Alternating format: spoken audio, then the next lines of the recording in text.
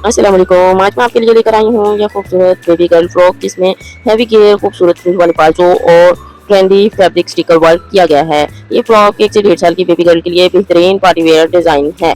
अगर आप भी चाहते हैं कि फैब्रिक स्टिकर धुलाई के बाद खराब ना हो और ड्रेस लंबे अरसे तक नए जैसा रहे, तो वीडियो को आखिर तक ज़रूर देखें, क्योंकि आखिर में आपके साथ कुछ बहुत ज़रूरी एहतियाती तदाबीर और ऐसी टिप्स शेयर करूंगी जो हर किसी को मालूम नहीं होती। यहाँ पर हमने टॉप पार्ट और लोअर पार्ट के पीसेस सेपरेट कर लिए हैं। जो हमारे घेर वाला पार्ट है उसकी जो लंबाई है वो 10.5 इंचेस और जो चौड़ाई है वो 12.5 इंचेस है। जब हम 12.5 इंचेस डबल करेंगे तो वो 25 इंचेस बनती है, यानी 25 इंच का जो हमारा घेर है।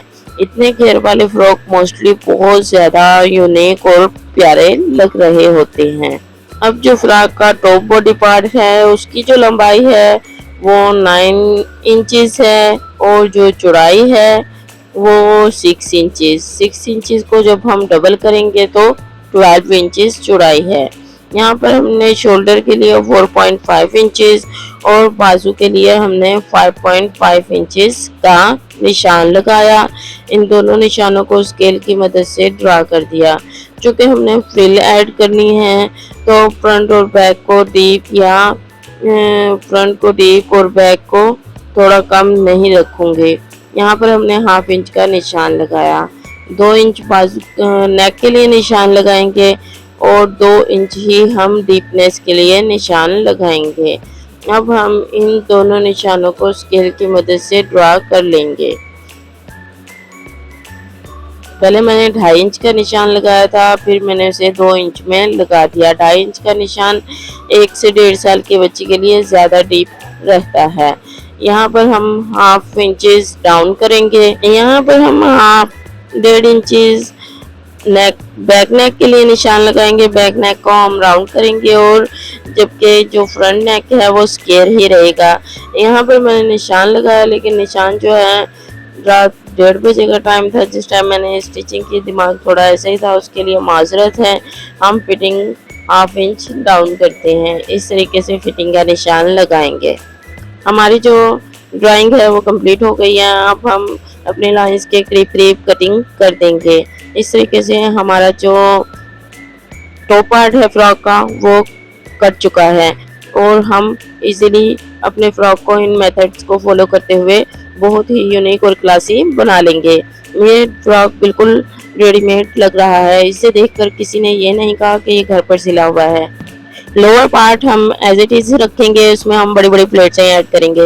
ये हमारे पास फैब्रिक था, 4 पीसेस हैं। जो लास्ट वाला पीस था वो छोटा था, हमने उसके अकॉर्डिंग ही इस तरह अपने बाजू को ड्रा कर लिया। ऊपर हमारे बाजू में जोड़ आएगा और ये फ्रिल वाले बाजू बनेंगे। हम शलवार कटिंग करेंगे। शलवार की जो चौड़ाई है वो 7 इंचेस है और 7 इंचेस को डबल करते हैं तो 14 इंचेस है। लंबाई 16 इंचेस है। मुझे हाफ इंच तक कम लग रहा है तो हम ऊपर से नेपा ऐड कर लेंगे। इस तरह हमारा जो ट्राउजर है वो कंप्लीट हो जाएगा। इसके जो आसन है वो हम 9 इंचेस रखेंगे। 9 इंच का आसन का निशान लगाएंगे और पॉइंटे का जो निशान है वो हम 5.5 इंचेस रखेंगे और इसे अपने ट्राउजर की तरह शेप ड्रा कर लेंगे। यहाँ पर हमने नेक का जो स्क्वायर ड्रा किया था उसकी निशान को फॉलो करते हुए हम एक्स्ट्रा फैब्रिक भी रखेंगे और उस निशान को फॉलो करते हुए साथ साथ निशान लगाते जाएंगे। यहाँ पर हमने बुकरम वगैरह के साथ नहीं बनाया क्योंकि बच्चे इरिटेट होते हैं, तो आज मैंने विदाउट बुकरम फ्रंट और बैक नेक बनाया है, जिसमें आप लोगों को बहुत ज़्यादा टिप्स और ट्रिक्स मिलने वाली हैं। हम इसे अपने निशान को फॉलो करते जाएंगे और नेक की सिलाई कंप्लीट करेंगे। यहाँ पर हम एक्स्ट्रा फैब्रिक को कट करेंगे और फोल्डिंग के लिए अपना फैब्रिक जितना हमें फोल्डिंग के लिए चाहिए उतना फैब्रिक हम छोड़ते हुए एक्स्ट्रा फैब्रिक को उस फैब्रिक को भी हम कट कर देंगे। इसमें हल्के से नोचेस लगा लिया हमने और इस तरह हम बहुत आसानी से अपना जो स्क्वायर नेक है वो रेडी कर लेंगे। यहाँ पर आप देख रहे हैं कितनी इजीली हमारा जो नेक है वो रेडी हो गया है। इसी तरीके से हम बैक नेक रेडी करेंगे। यहाँ पर हमने बैक नेक के नीचे फैब्रिक रखा है और हम हाफ इंच तक की सिलाई लगाते जा रहे हैं। हाफ इंच से भी कम है। यहाँ पर हमने और जो स्लिट है वो जितना लंबा हमने स्लिट बनाना है वहाँ तक हम सिलाई लगाएंगे और 1-2 कदम हम आगे चलेंगे और फिर हम अपनी सिलाई को बैक ले लेंगे। इस तरीके से हमारा जो स्लिट है वो भी रेडी हो जाएगा और हमारा जो नेक है वो भी एक साथ तैयार हो जाएगा। आप लोगों को मेरी वीडियोस किस तरह की लगती हैं ज़रूर बताएं। वीडियो को लाइक करें, शेयर करें। अगर चैनल पर न्यू हैं तो चैनल को सब्सक्राइब करें, बेल के नोटिफिकेशन को ज़रूर प्रेस करें। इससे मेरे न्यू आने वाली वीडियो का नोटिफिकेशन आप लोगों को बर वक्त मिलता रहेगा। एक्स्ट्रा फैब्रिक को कट करेंगे और सेंटर से हम स्लिप भी कट करेंगे। उसके बाद हमने जितना फोल्डिंग के लिए फैब्रिक चाहिए उस फैब्रिक को छोड़ते हुए हम सारा एक्स्ट्रा फैब्रिक कट कर देंगे और अपना जो सिलाई है उसे कंप्लीट कर लेंगे। इस तरीके से आप लोग देख रहे हैं कि हमने कितनी इजीली विदाउट बुकरम अपने नेक जो है वो रेडी कर लिया है और हमारा जो नेक है वो बहुत ही अच्छे से तैयार हो चुका है। आप लोगों को मेरी वीडियोस कैसी लगती हैं, आप लोगों को अच्छे से समझ लगती है या नहीं, आप लोगों को कोई भी मुश्किल पेश आती है आप लोग मुझसे एक दफ़ा ज़रूर पूछ लिया करें। इंशाल्लाह मैं आप लोग कमेंट्स किया करें, आप लोगों को कमेंट्स का रिप्लाई ज़रूर मिलेगा। यहाँ पर हम शोल्डर को स्टिच कर लेंगे। इस तरह हमारा नेक जो है रेडी हो जाएगा। उसके बाद हम स्लीव की तरफ आएंगे। स्लीव में ज्वाइंट था, ज्वाइंट को हम स्टिच लगाएंगे। उसके बाद हम फ्रंट से फोल्डिंग कर लेंगे। फ्रंट से फोल्डिंग करते हुए आप लोग देख रहे हैं, फ्रंट से हम अच्छे से फोल्डिंग करेंगे। उसके बाद हम शर्ट के साथ बाजू को सेंटर टू सेंटर रखेंगे अपने कंधे पर और इस तरह हम इसमें बड़ी बड़ी प्लेट्स ऐड करते जाएंगे। ये फ्रिल माशाल्लाह बहुत ही ज़्यादा प्यारी लग रही थी। आप लोगों को ये ड्रेस की लुक किस तरह की लगी? आप लोगों को आप लोग इस तरह का फ़्रॉक बनाना पसंद करेंगे अपनी प्रिंसेस के लिए या नहीं, मुझे ज़रूर बताइएगा। अगर आप लोग बनाना पसंद करेंगे तो मुझे बहुत ज़्यादा खुशी होगी। आप लोग सपोर्ट करते रहा करें। इसी तरह हमने बैक पर छोटी छोटी प्लेट्स ऐड किए और अपनी बैक की फ्रिल को भी कंप्लीट कर लिया। यहाँ पर आप देख रहे हैं हमने टॉप पार्ट का सेंटर में कट्स लगाया है ताकि हमारी जो प्लेट्स हैं वो अपनी फिक्स जगह पर लग सकें। यहाँ पर हम फैब्रिक को टॉप पार्ट और लोअर पार्ट को रखें कर छोटी छोटी प्लेट्स ऐड करते जाएंगे। हमने सेंटर किया हुआ था, सेंटर टू सेंटर हमारी प्लेट्स ऐड होती जा रही हैं और इस तरह प्लेट्स डालने से जो फ्रॉक है वो बहुत ही ज़्यादा प्यारा लग रहा है। यहाँ पर आप देख रहे हैं कि हमारा जो फ्रॉक है वो सिंपल भी यूनिक और क्लासी लग रहा है। यहाँ पर मैं फिटिंग आउट ऑफ कैमरा कर चुकी थी लेकिन आप लोगों को दिखाने के लिए मैं एक स्टिच और लगा रही हूँ ताकि आप लोगों को अच्छे से समझ लग सके। यहाँ पर हमने शर्ट का सीधा फैब्रिक लिया है और उसके ऊपर हमने लेस को उल्टा रखा है और हम स्टिच लगाएंगे। इसको इस तरीके से सिलाई जो है लेस की वो बहुत ज़्यादा इजी हो जाती है और जो हमारा दामन फोल्डिंग है वो भी बहुत अच्छे से फोल्ड होता है। इसमें ज़्यादा चुन्नटें वगैरह भी नहीं आती और नीटनेस भी बहुत ज़्यादा आती है। यहाँ से हम फैब्रिक को फोल्ड करते जाएंगे और अपने फाइनल सिलाई लगाएंगे। इस तरह हमारा बिल्कुल प्लेन और सिंपल फ्रॉक रेडी हो गया है। फ्रॉक माशाल्लाह यहाँ पर भी बहुत ज़्यादा प्यारा लग रहा है लेकिन आप लोगों को आगे और भी ज़्यादा टिप्स एंड ट्रिक्स मिलने वाली है। पहले हम स्टिचिंग वर्क कंप्लीट करेंगे और उसके बाद हम फैब्रिक स्टिकर वर्क पर आएंगे। यहाँ पर हमने ट्राउज़र में जो नेफे के लिए फैब्रिक ऐड किया था उसके दोनों तरफ से सिलाई लगाकर उसको फिक्स किया है। उसके बाद हम अपने नेफे को फोल्ड करेंगे। यहाँ पर हम दोनों साइड्स पर आसन की सिलाई लगाएंगे। इसके बाद हमने जो नेफा रेडी किया था और जो हमने आसन की सिलाई लगाई वहाँ पर हम सेंटर रखेंगे और इसमें दो बारीक बारीक सी छोटी छोटी सी प्लेट्स ऐड कर देंगे। जो कि हमारे शलवार का फैब्रिक जो है वो थोड़ा ज़्यादा है और जो हमारे नीचे का फैब्रिक है वो थोड़ा सा कम है। इस तरह हम थोड़ी बहुत चेंजिंग करके अपनी जो फैब्रिक है उसे कंप्लीट कर सकते हैं, अपने ट्राउज़र को कंप्लीट कर सकते हैं। यहाँ पर हम सेंटर करके इसका स्टिच लगाएंगे और अपना जॉइंट जो है उसे कंप्लीट कर लेंगे। अब हम पांचों फोल्ड करेंगे।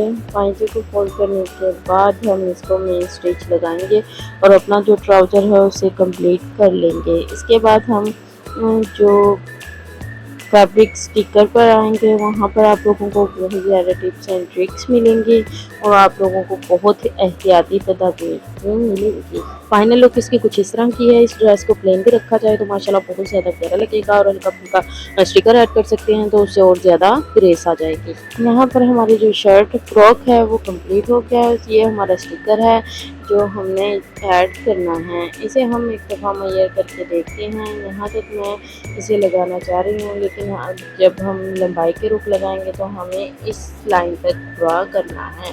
पहले हम एक दफ़ा इसे लगाकर रख कर देख लेते हैं और उसके बाद हम निशान लगाने के बाद अपने जो स्टिकर है उसे कट कर लेंगे।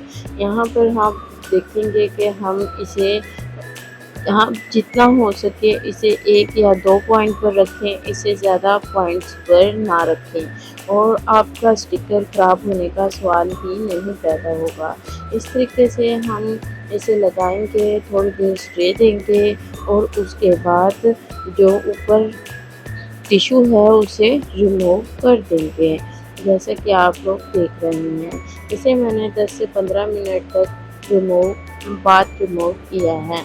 5 मिनट भी इनफ होते हैं, लेकिन यहाँ पर अब हम इस तरह दोनों साइड्स पर इसे अटैच कर चुके हैं।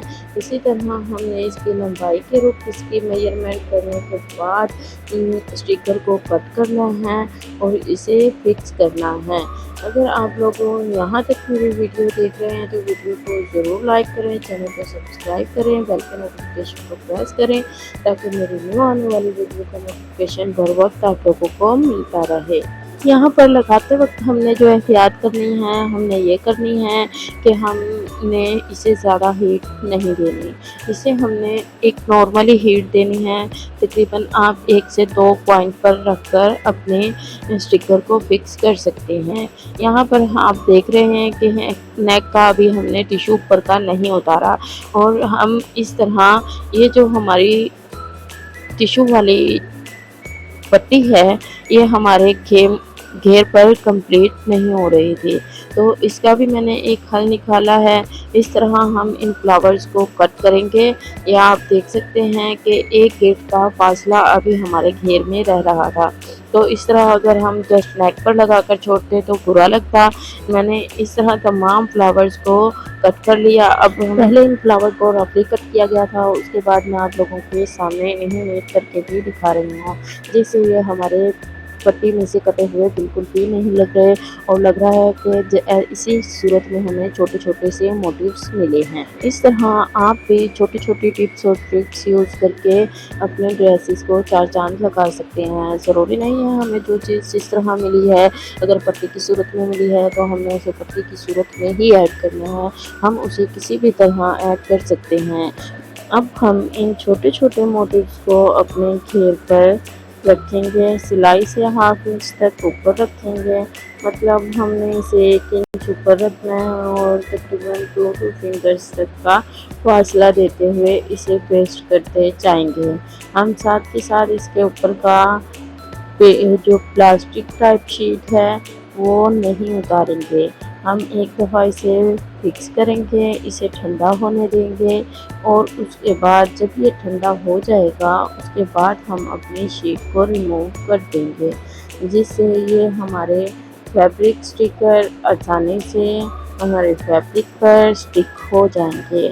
यहाँ तक आप लोगों को मैंने लगाने का तरीका और लगाने की एहतियात बता दी हैं। इसके स्टिकर की शीट उतरने के बाद एहतियात करें कि स्टिकर को डायरेक्ट आयरन ना करें, क्योंकि यह आयरन के साथ स्टिक हो जाएगा, इससे हमारा जो ड्रेस है वो फ़ौरन से ख़राब होने का खतरा है। तो इस चीज़ में एहतियात बरतें। अपने ड्रेसेस को पहले से अच्छे से आयरन करने के बाद इसे स्टिक करें ताकि बाद में ज़रूरत ना पड़े, और ड्रेसेस यूज़ करने के बाद जब ज़रूरत पड़ेगी तो हम इसे उल्टा करके ड्रेस को उल्टा करके आयरन करेंगे। ड्रेस को स्टिकर लगाने के बाद सीधा आयरन नहीं कर सकते। इस तरह हमने इसके ऊपर की शीट जो है वो अब रिमूव करते जाएंगे और हमारे जो मोटिव जो हैं वो स्टिक हो चुके हैं। इसी तरह हम अपने टॉप पार्ट पर भी इन मोटिव्स को फिक्स करेंगे, वो आप लोग देख रहे हैं। साथ साथ में आप लोगों को जहाँ पर ये मोटिव सेट होते जाएंगे वहाँ पर हम इन्हें सेट कर लेंगे। साथ साथ मैं आपको आप एहतियाती तदाबीर बताती हूँ। स्टिकर लगाने के बाद हमेशा ड्रेस को उल्टी साइड से इस्त्री करें, तेज़ धूप में खुश्क ना करें और हल्के हाथ से वॉश करें ताकि फैब्रिक स्टिकर जो हैं ज़्यादा अरसे तक नए जैसे रहें। ड्रेस को हैंगर पर रखें और फोल्ड करते वक्त एहतियात करें कि स्टिकर वाले हिस्से को ज़्यादा दबाव ना दें। दबाव देने से स्टिकर जो हैं वो ख़राब हो सकते हैं। इन एहतियात को फॉलो करते रहें तो आपका जो ड्रेस है वो नीट रहेगा और आपके स्टिकर नए जैसे लगते रहेंगे। अगर इन एहतियात को हम फॉलो नहीं करेंगे तो हमारा जो ड्रेस है वो 1-2 वॉश में ही ख़राब हो जाएगा। ड्रेस की फाइनल लुक माशाल्लाह बहुत ही ज़्यादा प्यारी लग रही है। आप लोगों को ड्रेस कैसा लगा? अच्छा लगा है तो ज़रूर बताएं, अच्छा सा कमेंट्स करें और वीडियो को ज़रूर लाइक करें। अगर चैनल पर न्यू हैं चैनल को सब्सक्राइब करें, बेल के नोटिफिकेशन को प्रेस करें। मिलते हैं एक और वीडियो में। अल्लाह हाफ़िज़।